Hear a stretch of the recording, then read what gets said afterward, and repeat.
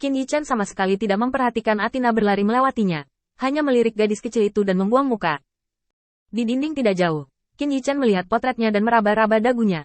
Qin Yichen menatap potret itu, dan sudut mulutnya tiba-tiba terangkat. Ini cukup tampan. Qin Yichen masih di sini untuk mengolok-olok dirinya sendiri.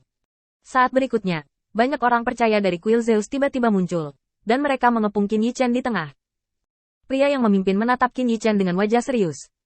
Kamu dapat memilih untuk menolak sekarang, atau kamu dapat memilih untuk jujur, ikut dengan kami, dan diselidiki. Aku tidak selalu berjanji untuk membuatmu tetap hidup, tapi aku bisa berjanji untuk memberimu keadilan. Sekarang kamu bisa memikirkannya. Qin Yichen mengangkat kepalanya dan melirik orang yang berbicara. Dalam kesadaran Qin Yichen, banyak penganut kuil yang mengevakuasi penduduk terdekat. Qin Yichen masih sangat puas dengan kecepatan reaksi seperti itu. Meskipun saya tidak bisa menjadi sempurna dalam banyak kasus, saya bahkan tidak bisa membeli sedikit waktu. Tetapi itu sudah cukup untuk memiliki ide seperti itu. Dengan batuk ringan, Qin Yichen mengangkat kepalanya dan melihat ke kejauhan. Aku ingin melihat kaptenmu, atau lebih tepatnya, orang yang bertanggung jawab atas kuil. Tentu saja, semakin tinggi posisinya, semakin baik. Melihat ketidakpedulian Qin Yichen, wajahnya dipenuhi dengan ketenangan. Pria itu hanya melangkah maju dan berkata setelah keheningan singkat. Kamu bisa memberitahuku apapun yang kamu mau. Aku orang kepercayaan Diaken Kuil, Hongdu Hauke. Qin Yichen menatap Hongdu Hauke. Oke, turun. Aku punya sesuatu untuk ditunjukkan padamu. Hongdu Hauk merasa ragu untuk sementara waktu. Dia memandang Qin Yichen, dan dia ragu-ragu untuk sementara waktu. Meskipun dia sangat percaya diri dengan kekuatannya sendiri, karena pihak lain berani muncul di sini, itu harus menjadi persiapan terbaik. Qin Yichen melihat pemandangan di depannya dengan ringan, dan tidak terlalu memikirkannya. Tetapi matanya masih tenang, seperti mata air yang jernih. Kenapa kamu takut? Hongdu Hauk tiba-tiba tersenyum. Dia menatap Qin Yichen, dan ada api yang menyala di dadanya. Sebagai orang yang percaya pada kuil Zeus, tentu saja Anda tidak bisa mengakuinya dengan mudah. Tapi tidak mungkin dia gegabah. Dengan napas tertahan, Hongdu Hauk tersenyum. Tunggu, aku akan turun dan berbicara denganmu sekarang. Setelah selesai berbicara, Hongdu Hauke menyesuaikan kondisinya ke kondisi terbaik. Seseorang di sampingnya tiba-tiba melangkah maju dan berbisik di telinga Hongdu Hauk. Bagaimana kalau kita membawanya kembali dan membicarakannya? Orang ini tidak merasa nyaman pada pandangan pertama. Ini juga demi keselamatan, dan pecahnya pertempuran di sini tidak baik untuk kota Sanshan. Hongdu Hauke melirik pria ini. Tidak masalah, sekarang Olympus menghadapi musuh besar. Aku ingin melihat kucing dan anjing lain berani bersikap lancang di wajah Olympusku. Setelah itu, Hongdu Hauk datang langsung ke Qin Yichen, dan mereka berdua hanya berjarak 3 langkah. Bagi para penganut kuil, serangan dari jarak ini berarti siapapun yang bergerak lebih dulu memiliki keunggulan mutlak. Sekarang mereka berdua saling memandang dalam diam, dan tidak ada yang terburu-buru. Hongdu Hauk percaya pada kekuatannya sendiri sebagai seorang ksatria kuil. Dia memiliki keyakinan mutlak pada kekuatannya sendiri. Dan Qin Yichen kebetulan tidak berniat melakukannya sejak awal. Setelah keduanya saling menatap selama beberapa detik, tiba-tiba keduanya tersenyum. Jika Anda ingin melakukannya, waktu terbaik telah berlalu.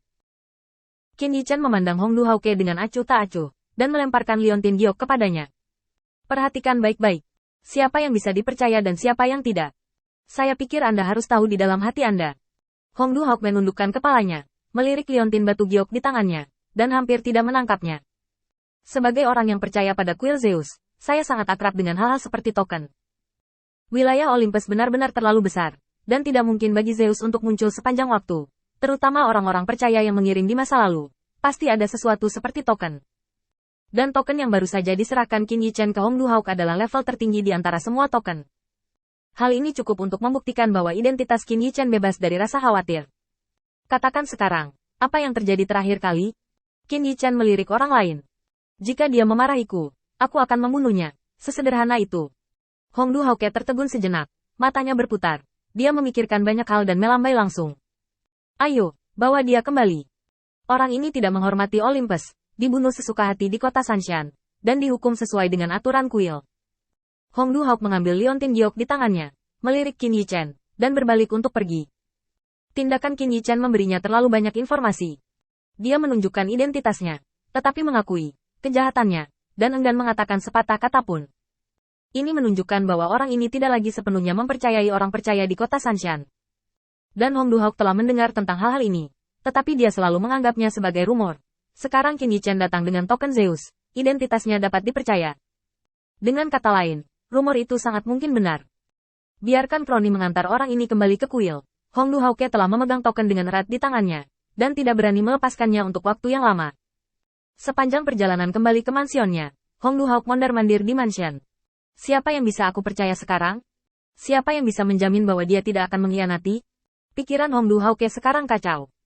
Di antara semua orang yang dia kenal, tidak ada yang bisa menjamin kesetiaan kepada Olympus. Tetapi sama, dan tidak ada bukti bahwa mereka akan mengkhianati Orin. Laju. Dalam lingkungan seperti itu, Hong Du Hauke sama cemasnya dengan semut di panci panas. Tidak ada yang lain. Qin Yichen telah membuktikan identitasnya. Dan sekarang, saatnya baginya untuk membuktikan bahwa dia cukup setia.